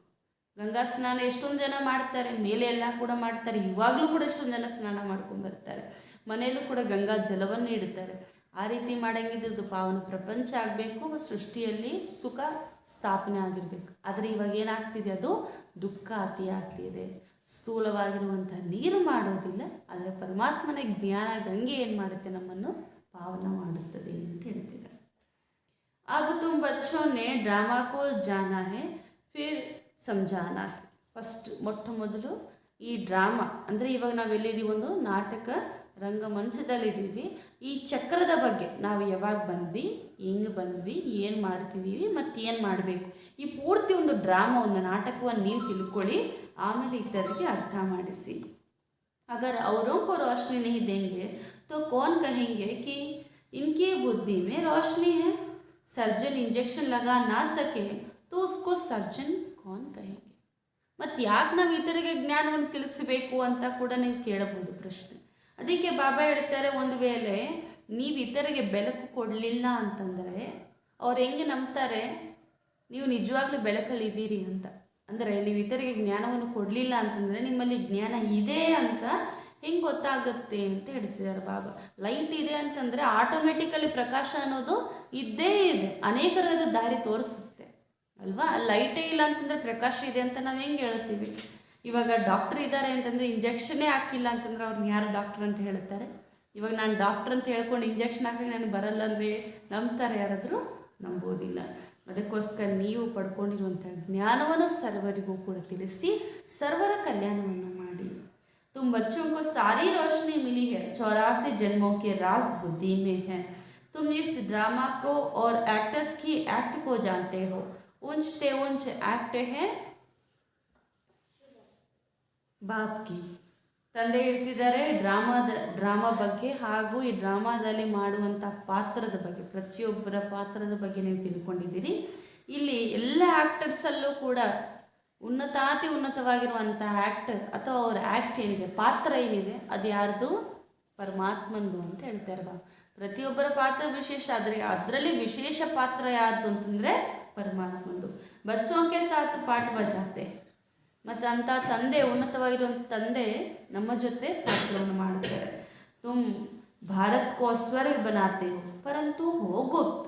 इनकॉर्गेनिटी, नॉन वायलेंस, शिवशक्ति सेना, उनकी सब बातें जिस्मानी. कितने कुंभ के मेले में जाते हैं जहाँ जिस्मानी की बातें होते हैं, परंतु यहाँ जिस्मानी की बातें नहीं हैं. तुम उठते बैठते चलते फिरते याद की यात्रा पर रहो तो तुम पावन बन जाएंगे. बाप कहते हैं तुम कर्म करते समय भी शिव बाबा को याद करो. वह फिर कह देते हैं सब में परमात्मा है. फर्क तो हो गया ना. बाप कहते हैं जहाँ भी बैठो मुझे याद करो, फिर सर्विस भी करनी चाहिए. ಕೆ ತಂದೆ ಹೇಳ್ತಿದ್ದಾರೆ, ಮಕ್ಕಳೇ ಇದು ನೀವೆಲ್ಲರೂ ಕೂಡ ಇಲ್ಲಿ ಕುಳಿತಿದ್ದೀರಿ ಅಂದರೆ ತುಂಬ ಗುಪ್ತವಾಗಿ ನೀವು ಕಾರ್ಯವನ್ನು ಮಾಡ್ತಿದ್ದೀರಿ. ಅಹಿಂಸಕರಾಗಿ ನೀವು ಶಿವಶಕ್ತಿ ಸೇನೆಯರಾಗಿದ್ದೀರಿ. ನೀವು ಎಲ್ಲರಿಗೂ ಕೂಡ ಆತ್ಮಿಕ ವಿದ್ಯೆಯನ್ನು ತಿಳಿಸ್ಕೊಡ್ತೀರ. ಶಾರೀರಿಕವಾಗಿ ಎಷ್ಟೊಂದು ಮೇಲೆಯನ್ನು ಕೂಡ ಮಾಡ್ತಾರೆ, ಆದರೆ ಎಲ್ಲವೂ ಕೂಡ ಈ ಕುಂಭದ ಮೇಲೆ ಆಗಲಿ ಎಲ್ಲವೂ ಕೂಡ ಶರೀರದ ಮಾತುಗಳನ್ನು ತಿಳಿಸಲಾಗುತ್ತೆ. ಆದರೆ ಇಲ್ಲಿ ನೀವು ಕುಳಿತುಕೊಳ್ತಾ ಎದ್ದೇಳುತ್ತಾ ಯಾತ್ರೆಯನ್ನು ಮಾಡ್ಬೋದು. ಪರಮಾತ್ಮನ ನೆನಪಿನ ಯಾತ್ರೆ. ಹೊರಗಡೆ ಯಾತ್ರೆ ಮಾಡಬೇಕಂದ್ರೆ ಎಷ್ಟು ಪರಿಶ್ರಮ ಪಡಬೇಕಾಗುತ್ತೆ. ಸಮಯ, ಹಣ, ನಮ್ಮ ಶಕ್ತಿ ಎಲ್ಲವನ್ನು ಕೂಡ ಕೊಡಬೇಕಾಗತ್ತೆ. ಆದರೆ ಇಲ್ಲಿ ಏನಿಲ್ಲ, ಸೆಕೆಂಡ್ನಲ್ಲಿ ನೀವು ಪರಮಾತ್ಮ ನೆನಪಿನಲ್ಲಿ ಲೀನ ಆಗ್ಬೋದು. ಅದಕ್ಕೋಸ್ಕರ ತಂದೆ ಹೇಳ್ತಿದ್ದಾರೆ, ನೀವು ನನ್ನ ನೆನಪು ಮಾಡಬೇಕಂದ್ರೆ ಹಿಂಗೆ ಮಾಡ್ಬೇಕು ಹಂಗೆ ಮಾಡ್ಬೇಕಂತಿಲ್ಲ, ಕರ್ಮ ಮಾಡ್ತಿದ್ರೂ ಕೂಡ ನೀವು ನನ್ನ ನೆನಪು ಮಾಡಿ ಅಂತ ಹೇಳ್ತಿದ್ದಾರೆ. ಮತ್ತು ಈ ರೀತಿ ಪ್ರತಿಯೊಂದು ಕರ್ಮದಲ್ಲೂ ಪ್ರತಿಯೊಂದು ಕ್ಷಣದಲ್ಲೂ ಪರಮಾತ್ಮ ನೆನಪಿಗೆ ಹೊರಗಡೆ ಏನು ಹೇಳ್ಬಿಡ್ತಾರೆ, ಪ್ರತಿಯೊಂದರಲ್ಲೂ ಪರಮಾತ್ಮ ಇದ್ದಾರೆ ಅಂತ ಹೇಳ್ಬಿಡ್ತಾರೆ. ಇದರಲ್ಲಿ ತುಂಬ ವ್ಯತ್ಯಾಸ ಇದೆಯಲ್ವ. ನಾವು ಪ್ರತಿಯೊಂದು ಕಾರ್ಯದಲ್ಲೂ ಪರಮಾತ್ಮ ನೆನಪು ಮಾಡೋದ್ರಲ್ಲಿ ಅಥವಾ ಎಲ್ಲ ಕಡೆ ಪರಮಾತ್ಮನೇ ಇದ್ದಾರೆ ಅಂತ ಹೇಳೋದ್ರಲ್ಲಿ ತುಂಬ ವ್ಯತ್ಯಾಸ ಇದೆ. ಆದರೆ ಈಗ ತಂದೆ ಹೇಳ್ತಾರೆ, ಎಲ್ಲಾದರೂ ಕೂತ್ಕೊಂಡು ನನ್ನ ನೆನಪು ಮಾಡಿ ಮತ್ತು ಸೇವೆಯನ್ನು ಕೂಡ ಮಾಡಿ, ಇತರು ಕೂಡ ನೆನಪನ್ನು ತರಿಸಿ. मंदिरों में बहुत भक्त जाते हैं, बस यह चित्र पीठ पर लगा दो, बाप का परिचय देते रहो. युक्तियाँ तो बहुत बतलाते हैं, शमशान में जाकर समझाओ निराकार बाप की महिमा और श्री कृष्ण की महिमा. अब बताओ गीता का भगवान कौन है? साथ के चित्र, साथ में चित्र भी हो. सर्विस तुम बहुत कर सकते हो, फीमेल करे व कोई कुमारी करे तो वो सौभाग्य. कन्या तो सबसे अच्छी है. कन्याओं का कन्या कहा जाता है, कन्हैया कहा जाता है ना. बाप है निराकार, कन्हैया कृष्ण नहीं था, यह बाप था. बाप को ख्याल आता है कि बच्चों को कैसे सिखलाऊं. कल्प पहले भी ड्रामा अनुसार ऐसा ही समझाया था, फिर आज समझाता हूँ. तो तुमको भी अंधों की लाठी बनना चाहिए. जिन बच्चों को परिचय मिलता है वह फिर औरों को ले आते हैं, उसका भी पुण्य होता है. आपके पास हिसाब रखो, जितना करेंगे फल तो उतना ही मिलेगा.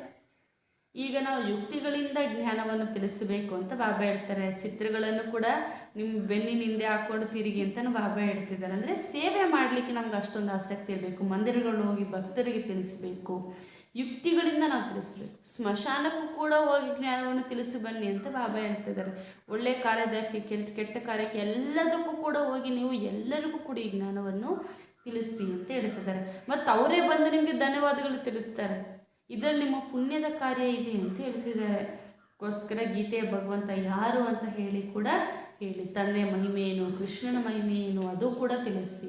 ಇದರಲ್ಲಿ ಸತ್ಯ ಯಾವುದು ಅಂತ ನೀವೇ ತಿಳಿಸ್ಕೊಡಿ. ಸೇವೆ ಮಾಡಬೇಕು ಅಂದರೆ ಇವರೇ ಮಾಡಬೇಕು ಅವರೇ ಮಾಡಬೇಕಂತನಿಲ್ಲ, ಯಾರಾದರೂ ಕೂಡ ಮಾಡ್ಬೋದು. ಸ್ತ್ರೀಯರು ಅಥವಾ ಕುಮಾರಿಯರು ಕೂಡ ಈ ಸೇವೆ ಮಾಡ್ಬೋದು. ಅವ್ರದ್ದು ಹೋಗೋ ಸೌಭಾಗ್ಯ ಆಗುತ್ತೆ ಅಂತ ಬಾಬಾ ಹೇಳ್ತಿದ್ದಾರೆ. ಕನ್ಯೆಯರ ಕನ್ನಯ್ಯ ಅಂತ ಹೇಳಲಾಗುತ್ತಲ್ಲ, ಕನ್ನಯ್ಯ ಅಂದರೆ ಕೃಷ್ಣನಿಗೆ ಹೇಳಲಾಗುತ್ತೆ, ಆದರೆ ಇಲ್ಲಿ ಕನ್ನಯ್ಯ ತಂದೆ ಅಂತ ಬಾಬಾ ಹೇಳ್ತಿದ್ದಾರೆ. ಈಗ ನೀವು ಅವರ ಜೊತೆಯಲ್ಲಿ ಇಟ್ಕೊಂಡು ಎಲ್ಲರಿಗೂ ಅಂದರಿಗೆ ಊರುಗೋಲಾಗಿ, ಜ್ಞಾನವೇ ಜ್ಞಾನ ಕೊಡುವುದೇ ಊರುಗೋಲಾಗುವುದು. ಅದಕ್ಕೋಸ್ಕರ ಎಲ್ಲ ಅಂದರಿಗೆ ಅಜ್ಞಾನ ಅಂಧಕಾರದಲ್ಲಿದ್ದಾರೆ ಎಲ್ಲರೂ ಕೂಡ. ಅದಕ್ಕೋಸ್ಕರ ಅವರೆಲ್ಲರೂ ಕೂಡ ಜ್ಞಾನೇನು ಅಂತ ಊರುಗೋಲು ಕೊಡಿ, ತಂದೆಯ ಪರಿಚಯವನ್ನು ಕೊಡಿ. ಬಾಬಾ ಹೇಳ್ತಾ ನೀವೇ ಬರ್ಕೊಳ್ಳಿ, ಎಷ್ಟು ಜನ ಪರಿಚಯ ಕೊಟ್ಟಿದ್ದೀರಿ, ಎಷ್ಟು ಭಾಗ್ಯ ನಿರ್ಮಾಣ ಆಯಿತು ಅಂತ. ಬಾಬಾ ಹೇಳ್ತಾರೆ, ಯಾರೆಷ್ಟು ಮಾಡ್ತಾರೋ ಅಷ್ಟು ಫಲ ಅವರಿಗೆ ಸಿಗುತ್ತೆ ಅಂತ. ಅನೇಕರ ಕಲ್ಯಾಣವನ್ನು ನೀವು ಮಾಡಬೇಕಾಗಿದೆ. ಇದೇ ವ್ಯಾಪಾರದಲ್ಲಿ ಮಕ್ಕಳು ತುಂಬ ಟೆನ್ಷನ್ ಕೊಡಬೇಕು ಅಂತ ಹೇಳ್ತಿದ್ದಾರೆ. ಸರ್ವಿಸ್ ನೈ ಕರೆಂಗೆ ತೋ ಮಿಲೇಗಾ ಕ್ಯಾ. ಒಂದು ವೇಳೆ ನೀವು ಸರ್ವಿಸ್ ಮಾಡಿಲ್ಲ ಅಂದರೆ ನಿಮ್ಗೇನು ಪ್ರಾಪ್ತಿ ಆಗುತ್ತೆ? ಅದಕ್ಕೋಸ್ಕರ ಸರ್ವಿಸ್ ಮಾಡಲೇಬೇಕು. ಸರ್ವಿಸ್ ಸರ್ವಿಸ್ ಅವ್ರ ಸರ್ವಿಸ್. ನಾವೊಂದು ಕಡೆ ನೆನಪು ಮಾಡಬೇಕು ಮತ್ತು ಸೇವೆ ಸೇವೆ ಸೇವೆ ಮಾಡಬೇಕು ಅಂತ ಬಾಬಾ ಹೇಳ್ತಾರೆ. ಅಂತಿಮ ಶ್ವಾಸದವರೆಗೂ ಕೂಡ ಸೇವೆ ಮಾಡಬೇಕು. ಸೇವೆ ಅನ್ನೋದು ವಿಭಿನ್ನ ಪ್ರಕಾರದಲ್ವಾ, ತನುವಿನಿಂದ, ಮನಸ್ಸಿನಿಂದ, ಧನದಿಂದ, ಶ್ವಾಸದಿಂದ, ಸಂಕಲ್ಪದಿಂದ ಸೇವೆ ಅನ್ನೋದು ನಡೆಯುತ್ತದೆ. ಅನೇಕ ಪ್ರಕಾರದಲ್ಲಿ ನಾವು ಸೇವೆಯನ್ನು ಮಾಡಬಹುದು. ತುಮ್ कहते भी हो हम गॉड की सर्विस पर है, गॉड की सर्विस पर है, घर भी ಸರ್ವಿಸ್ ಸಿ ಸಂಭಾಲ್ತೆ ಹೇ. ನೋಡಿ ಬಾಬಾ ಹೇಳ್ತಿದ್ದಾರೆ, ನಾವೆಲ್ಲರೂ ಕೂಡ ಈಶ್ವರಿಯ ಸೇವೆಯಲ್ಲಿ ಇದ್ದೇವೆ ಅಂತ ಹೇಳ್ತಾರಲ್ಲ, ಹೊರಗಡೆ ಏನು ಮಾಡ್ತಾರೆ, ಆನ್ ಗೌರ್ಮೆಂಟ್ ಸರ್ವಿಸ್ ಅಂತ ಬರ್ಕೊಳ್ತಾರೆ. ಇವಾಗ ನಾವೇನು ಆನ್ ಗಾಡ್ಲಿ ಸರ್ವಿಸ್, ಯಾವಾಗಲೂ ಕೂಡ ನಮ್ದು ಆನ್ ಡ್ಯೂಟಿನೇ. ಅವ್ರು 8 ಅವರ್ ಮಾಡ್ತಾರೆ, ಆದರೆ ನಮ್ಮದು 24 ಗಂಟೆ ಕೂಡ ಸೇವೆನೇ. ಮನೆ ನಡೆಸಿದ್ರು ಕೂಡ ಸೇವೆ ಮಾಡ್ತಾನೂ ನೀವು ನಡೆಸ್ಬೋದು ಅಂತ ಬಾಬಾ ಹೇಳ್ತಿದ್ದಾರೆ. बाप शिक्षा देते हैं बच्चों को कभी विकार में नहीं जाना देना है. अगर वह तुम्हारी आज्ञा नहीं मानते तो जैसे नाफरमान बरदार ठहरे. अगर उसको दंड दिया उनसे जो होता है वो पाप कर्म हो जाता है, तो उसका दंड तुम्हारे सिर पर आ जाएगा. बाप तो राय देते हैं, ತಂದೆ ಶಿಕ್ಷಣೆ ಕೊಡ್ತಾರೆ, ಮಕ್ಕಳನ್ನು ವಿಕಾರಕ್ಕೆ ಹೋಗ್ಲಿಕ್ಕೆ ಬಿಡಬೇಡಿ. ಒಂದು ವೇಳೆ ಆಜ್ಞೆಯನ್ನು ಅವರು ಪಾಲನೆ ಮಾಡಿಲ್ಲ ಅಂತಂದರೆ ಅವಿಧೇಯರಂತ ಹೇಳಲಾಗುತ್ತೆ. ಅವ್ರಿಗೆ ದನವು ಕೊಟ್ಟರೂ ಕೂಡ ಅದು ಪಾಪದ ಖಾತೆಯಲ್ಲೇ ಜಮಾ ಆಗುತ್ತೆ. ಅದಕ್ಕೆ ಶಿಕ್ಷೆ ನೀವು ಕೂಡ ಪಡಿಬೇಕಾಗುತ್ತೆ ಅಂತ ಹೇಳ್ತಿದ್ದಾರೆ ಬಾಬಾ. ಅದಕ್ಕೆ ಈಗ ತಂದೆ ನಮಗೆ ಸಲಹೆಯನ್ನು ಕೂಡ ಕೊಡ್ತಿದ್ದಾರೆ. ಪರಂತು ಬಹುತ್ ಹೇ ಜೋ करके पीछे जाते, जो सर्विस भी करते, बच्चों को सर्विस के लिए अनेक प्रकार की युक्तियाँ बताते. ಕೆಲವರು ಹೆಂಗೆ ಅಂತಂದರೆ ಸೇವೆ ಮಾಡ್ತಾ ಮಾಡ್ತಾ ಹಿಂದೆ ಸರಿತಾರೆ, ಆದರೆ ಹಂಗಾಗಬಾರ್ದು ಅಂತ ಹೇಳ್ತಾರೆ ಬಾಬಾ. ನೀವು ಸೇವೆ ಮಾಡ್ತಾ ಇರಿ, ಅದಕ್ಕೆ ಅನೇಕ ಪ್ರಕಾರದ ಯುಕ್ತಿಗಳನ್ನು ಕೂಡ ಹುಡುಕ್ತಾ ಇರಿ. ತುಮ್ ಬಚ್ಚೋं को यही ದಂಧಾ करना है. ನೀವು ಮಕ್ಕಳು ಮಾಡಬೇಕಂತ ವ್ಯಾಪಾರವೇ ಇದೆ, ಈ ವ್ಯಾಪಾರನೇ ಮಾಡಿ ಅಂತ ಬಾಬಾ ಹೇಳ್ತಿದ್ದಾರೆ. ट्रेन में भी सर्विस कर सकते हो, करते रहो तो बाप भी खुश हो जाएंगे और भविष्य की जन्म के लिए सदा सुख का वर्षा मिलेगा. ನೀವು ಟ್ರೈನಲ್ಲಿ ಹೋದ್ರೂ ಮಾಡ್ಬೋದು. ಟ್ರೈನಲ್ಲಿ ಏನು ಮಾಡೋ ಕೆಲಸ ಏನಿದೆ ಅಲ್ವಾ, ಅದಕ್ಕೋಸ್ಕರ ಆ ಸಮಯದಲ್ಲಿ ಎಲ್ಲರೂ ಕೂಡ ಪರಿಚಯವನ್ನು ಕೊಡ್ತಾ ಬನ್ನಿ. ಈ ಥರ ಮಾಡಿದರೆ ತಂದೆನೇ ಖುಷಿ ಆಗಿಬಿಡ್ತಾರಂತೆ. ಅವರ 21 ಜನ್ಮಗಳಿಗೆ ನಿಮಗೆ ಸದಾ ಸುಖದ ಆಸ್ತಿಯನ್ನು ಕೊಡ್ತಾರೆ ಅಂತ ಹೇಳ್ತಿದ್ದಾರೆ ಬಾಬಾ. ಎಷ್ಟು ಆದರೆ ಅಷ್ಟು ಸೇವೆ ಮಾಡಿ ತಂದೆಯನ್ನು ಪ್ರಸನ್ನ ಮಾಡಬೇಕು ಅಂತ ಹೇಳ್ತಿದ್ದಾರೆ ಬಾಬಾ. ಓಕೆನಾ ಪ್ರಸನ್ನಕ್ಕ? ಅಚ್ಚ ಬಾಬೋರಿ ನಮಸ್ತೆ. मीठे मीठे सिकलदे बच्चों प्रति माँ पिता बाप दादा का याद प्यार और गुड मॉर्निंग. रूहानी बाप की रूहानी बच्चों को नमस्ते. हम रूहानी बच्चों की रूहानी माता पिता बाप दादा को याद प्यार और गुड मॉर्निंग और नमस्ते नमस्ते नमस्ते. ಇಷ್ಟು ಮುರಳಿ ಅಂತ ತಿಳಿಸಿದ್ರಲ್ಲ ಭಗವಂತ, ಅದಕ್ಕೆ ಅವರಿಗೆ ಧನ್ಯವಾದ. धारणा के लिए मुख्य सार. फर्स्ट पॉइंट, माया ने जो बहुत बड़ी जाल बिछाई है, अब बाप की याद से उस जाल से निकलना है. माये ಈಗ ಯಾವ ದೊಡ್ಡ ಜಾಲವನ್ನು ಹಾಕಿದೆಯೋ ಇದನ್ನು ತಂದೆಯ ನೆನಪಿನಿಂದ ಬಿಡಿಸಿಕೊಳ್ಳಬೇಕು.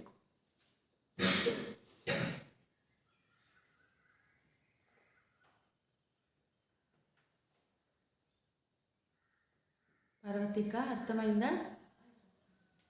బాబా చెప్తున్నారు, మాయ ఏదైతే పెద్ద వల వేసిందో మీ పైన, ఇప్పుడు మీరు తండ్రి యొక్క స్మృతి నుండి ఈ వల నుండి బయటికి రావాలి అని అంటున్నారు. బాబా చెప్తున్నారు, సాధు సంతులు కూడా ఏదో ఒక వలలో చిక్కుకొని ఉన్నారు. కాబట్టి మీరు మిమ్మల్ని మీరు ఆత్మ నిశ్చయం చేసుకొని ఈ సృష్టి యొక్క జ్ఞానము తెలుసుకొని అందరికీ తెలిపించండి. అప్పుడే మీరు ఏం చేస్తారు, ఈ వల నుండి బయటికి రాగలరు అని చెప్పారు. ಶುಭ ಕಾರ್ಯಮೇ ಲಗ್ ಜಾನಾ ಹೈ. ಶುಭ ಕಾರ್ಯದಲ್ಲಿ ತೊಡಗಿಸಿಕೊಳ್ಳಬೇಕು. ಬಾಬಾ ಯಾವ್ದಾವ್ದು ಶುಭ ಕಾರ್ಯ ಅಂತ ಹೇಳಿದ್ರೆ ಇವತ್ತು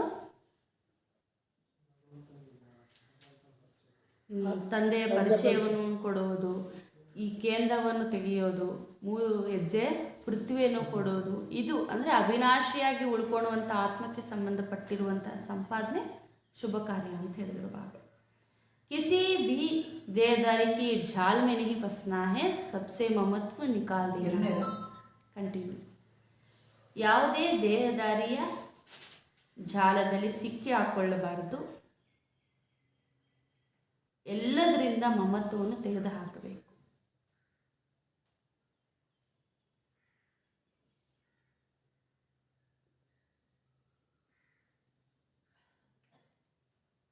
सेकेंड पॉइंट, ज्ञान की जो रोशनी मिली है वह सबको देना है.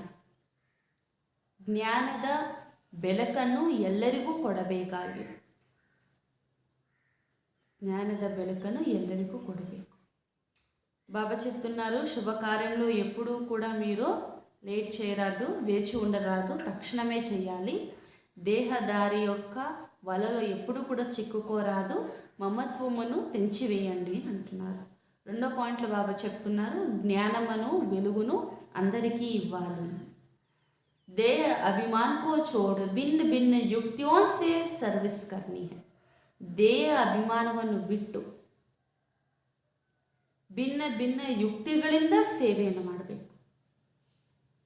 దేహ అభిమానమును వదిలి భిన్న భిన్న యుక్తులతో సేవని చేయాలి అని అంటున్నారు.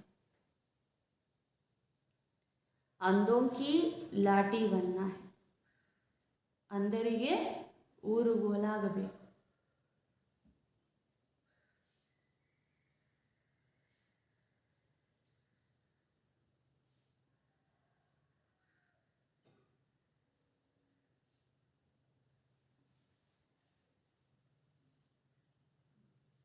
वरदान, अनेक प्रकार के भावों को समाप्त कर आत्मिक भाव को धारण करने वाले सर्व के स्नेही भव. ತುಂಬ ಸುಂದರವಾಗಿದೆ ಇವತ್ತಿನ ವರದಾನ. ಅನೇಕ ಪ್ರಕಾರದ ಭಾವಗಳನ್ನು ಸಮಾಪ್ತಿ ಮಾಡಿ, ಅನೇಕ ಪ್ರಕಾರದ ಭಾವವನ್ನು ಸಮಾಪ್ತಿ ಮಾಡಿ ಆತ್ಮಿಕ ಭಾವವನ್ನು ಧಾರಣೆ ಮಾಡುವಂತಹ, ಆತ್ಮಿಕ ಭಾವವನ್ನು ಧಾರಣೆ ಮಾಡುವಂತಹ ಸರ್ವರ ಸ್ನೇಹಿ ಭವ. అనేక ప్రకారాల యొక్క భావాలను సమాప్తం చేసి ఆత్మిక భావమును ధారణ చేసే సర్వుల స్నేహి భవ. స్పష్టీకరణ ಇದರ ಬಗ್ಗೆ. देह बान में रहने से अनेक प्रकार के भाव उत्पन्न होते हैं. कभी कोई अच्छा लगेगा और तो कभी कोई बुरा लगेगा. आत्मिक रूप में देखने से रूहानी प्यार पैदा होगा. आत्मिक भाव, आत्मिक दृष्टि, आत्मिक वृत्ति में रहने से एक एक के संबंध में आते हुए अति न्यारे और प्यारे रहेंगे. तो चलते फिरते अभ्यास करो, मैं आत्मा हूँ. इससे अनेक प्रकार के भाव स्वभाव समाप्त हो जाएंगे और सबके स्नेही स्वतः बन जाएंगे. ತಂದೆ ಹೇಳ್ತಿದ್ದಾರೆ, ಇವಾಗ ನಾವು ಒಬ್ಬರೊಬ್ಬರು ನೋಡಿದರೆ ಒಂದೊಂದು ರೀತಿ ಭಾವ ನಮ್ಮಲ್ಲಿ ಉತ್ಪನ್ನ ಆಗುತ್ತೆ. ನಾವು ಇವ್ರು ಒಳ್ಳೆಯವರು ಅಂದ್ಕೊಂಡ್ರೆ ಒಳ್ಳೆ ಭಾವ ನಮ್ಮಲ್ಲಿ ಉತ್ಪನ್ನ ಆಗುತ್ತೆ. ಏನೋ ಒಂದು ಅವರಿಂದ ತಪ್ಪಾಯಿತು ಅಥವಾ ಏನೋ ಒಂದು ನಮ್ಗೆ ಇಷ್ಟ ಇಲ್ದಿರೋದು ಮಾಡಿದ್ರು ಅಂತಂದರೆ ಇವ್ರ ಸ್ವಭಾವ ಚೆನ್ನಾಗಿಲ್ಲ ಅಂತಂದ್ರೆ ಒಬ್ಬರೊಬ್ಬರು ನೋಡಿದ ತಕ್ಷಣ ಒಬ್ಬರು ನೋಡಿದ ತಕ್ಷಣ ನಮಗೆ ಸ್ನೇಹದ ಭಾವನೆ ಬರುತ್ತೆ, ಒಬ್ಬರು ನೋಡಿದ ತಕ್ಷಣ ಕ್ರೋಧದ ಭಾವನೆ ಬರುತ್ತೆ, ಒಬ್ಬರೊಬ್ಬರು ನೋಡಿದ ತಕ್ಷಣ ಮೋಹದ ಭಾವನೆ ಬರುತ್ತೆ. ಬಾಬಾ ಹೇಳ್ತಿದ್ದಾರೆ, ಈಗ ದೇಹ ಅಭಿಮಾನದಲ್ಲಿ ಇರುವ ಕಾರಣ ಅನೇಕ ಪ್ರಕಾರದ ಭಾವ ನಿಮ್ಮಲ್ಲಿ ಉತ್ಪನ್ನ ಆಗುತ್ತೆ. ಇದರಲ್ಲಿ ಕೆಲವರು ನಿಮ್ಗೆ ಇಷ್ಟನೂ ಆಗ್ತಾರೆ, ಕೆಲವರು ನಿಮ್ಗೆ ಇಷ್ಟ ಆಗುವುದಿಲ್ಲ. ಆದರೆ ಆತ್ಮಿಕ ರೂಪದಲ್ಲಿ ನೀವು ನೋಡಿದಾಗ ನಿಮ್ಗೆ ಆತ್ಮಿಕ ಪ್ರೀತಿನೇ ಅಲ್ಲಿ ಉತ್ಪನ್ನ ಆಗುತ್ತೆ ಅಂತ ಹೇಳ್ತಾರೆ. ಎಲ್ಲರನ್ನೂ ಕೂಡ ದೇಹ ಅಂತ ನೋಡಿದ್ರೆ ಅವ್ರ ವೀಕ್ನೆಸ್ ಎಲ್ಲವೂ ಕೂಡ ನಮಗೆ ಕಾಣಿಸುತ್ತೆ, ಅಥವಾ ಅವ್ರು ಚೆನ್ನಾಗಿದ್ರೆ ಅದೇ ಕಾಣಿಸುತ್ತೆ. ಇವಾಗ ನಾವು ಆತ್ಮ ಅಂತ ತಿಳಿದು ಎಲ್ಲರನ್ನೂ ಕೂಡ ಆತ್ಮಿಕ ಭಾವದಲ್ಲಿ ನೋಡಿದ್ರೆ ಆತ್ಮದಲ್ಲಿ ಏನಿದೆ? ಸರ್ವಶಕ್ತಿಗಳು ಇದೆ, ಸಪ್ತಗುಣಗಳು ಬಾಬಾ ಸಮಾನ ಸರ್ವನೂ ಇದೆ. ಸುಖ, ಶಾಂತಿ, ಈ ಥರ ಎಲ್ಲ ಗುಣ ಸಂಪನ್ನ ಪ್ರತಿಯೊಂದು ಆತ್ಮ. ಬಲೆ ಅವರು ನಮಗೀಗ ಸ್ಥೂಲವಾಗಿ ನೋಡಿದ್ರೆ ಎಷ್ಟೊಂದು ವೀಕ್ನೆಸ್ ಇರ್ಬೋದು, ಎಷ್ಟೊಂದು ಲೋಪದೋಷಗಳಿರ್ಬೋದು, ಅದೆಲ್ಲ ಕೂಡ ಹೊರಗಿನ ಸಂಸ್ಕಾರ ಅಷ್ಟೇ. ಆದರೆ ನಿಜವಾಗ್ಲೂ ಒರಿಜಿನಾಲಿಟಿ ಆತ್ಮದಲ್ಲಿ ಏನು? ಸಪ್ತ ಗುಣಗಳೇ ಅಲ್ವಾ? ಆ ಗುಣಗಳೇ ಎಲ್ಲರಲ್ಲೂ ಕೂಡ ಕಾಣಿಸ್ತಿದ್ದಾಗ ನಮ್ಮ ಭಾವ ಏನಾಗುತ್ತೆ? ಆತ್ಮಿಕ ಪ್ರೀತಿ, ಆತ್ಮಿಕ ಸ್ನೇಹ ಅಲ್ಲಿ ಹುಟ್ಟುತ್ತದೆ ಅಂತ ಹೇಳ್ತಿದ್ದಾರೆ. ಅದಕ್ಕೋಸ್ಕರ ಆತ್ಮಿಕ ಭಾವ, ಆತ್ಮಿಕ ದೃಷ್ಟಿ, ಆತ್ಮಿಕ ವೃತ್ತಿ ಇದ್ದರೆ ಪ್ರತಿಯೊಂದು ಸಂಬಂಧದಲ್ಲೂ ನೀವು ಅತಿ ಪ್ರಿಯ, ಅತಿ ಭಿನ್ನವಾಗಿರ್ತೀರಿ. ನಡೀತಾ ನಡೀತಾ ಅಂದರೆ ನೀವೇನೇ ಕರ್ಮವನ್ನು ಮಾಡ್ತಾ ಇದನ್ನು ಅಭ್ಯಾಸ ಮಾಡಿ ನಾನು ಆತ್ಮನಾಗಿದ್ದೇನೆ ಅಂತ.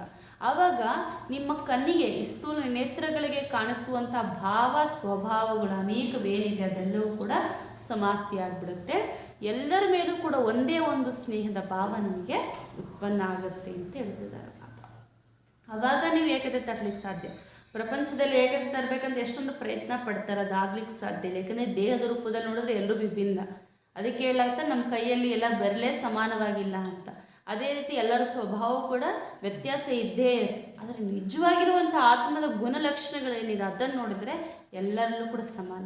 ಕೆಲವರಲ್ಲಿ ಜಾಸ್ತಿ ಸುಖ, ಕೆಲವರಿಗೆ ಕಡಿಮೆ ಸುಖ ಅಂತ ಏನೂ ಇಲ್ಲ, ಎಲ್ಲರೂ ಕೂಡ ಸಂಪನ್ನ. ಅದಕ್ಕೋಸ್ಕರ ಆ ದೃಷ್ಟಿಯಲ್ಲೇ ನೋಡಿ ಅಂತ ಹೇಳ್ತಾರೆ. ಸ್ಲೋಗನ್: जिसके पास उमंग उत्साह के पंख है उसे सफलता सहज प्राप्त होती है. ಯಾರ ಹತ್ರ ಉಮ್ಮಂಗ ಉತ್ಸಾಹದ ರೆಕ್ಕೆಗಳಿದೆಯೋ ಅವರಿಗೆ ಸಹಜವಾಗಿ ಸಫಲತೆ ಪ್ರಾಪ್ತಿಯಾಗುತ್ತೆ.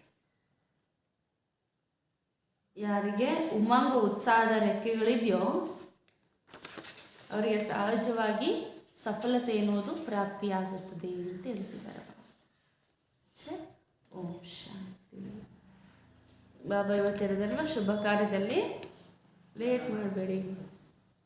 ಅದಕ್ಕೋಸ್ಕರ ಎಷ್ಟಾದರೆ ಎಷ್ಟು ನಾವೇನು ಮಾಡಬೇಕು, ಶುಭ ಕಾರ್ಯ ಮಾಡಬೇಕು. ಯಾಕೆಂದರೆ ಶರೀರದ ಮೇಲೆ ಸಮಯದ ಮೇಲೆ ನಮಗೆ ಯಾವುದೇ ಭರವಸೆ ಇಲ್ಲ. ಅದಕ್ಕೋಸ್ಕರ ಸೇವೆಯನ್ನು ಮಾಡಿ ಸಫಲ ಮಾಡಿಕೊಳ್ಳಿ ಅಂತ ಹೇಳಿ. ಅಚ್ಚಾ. ಓಂ ಶಾಂತಿ.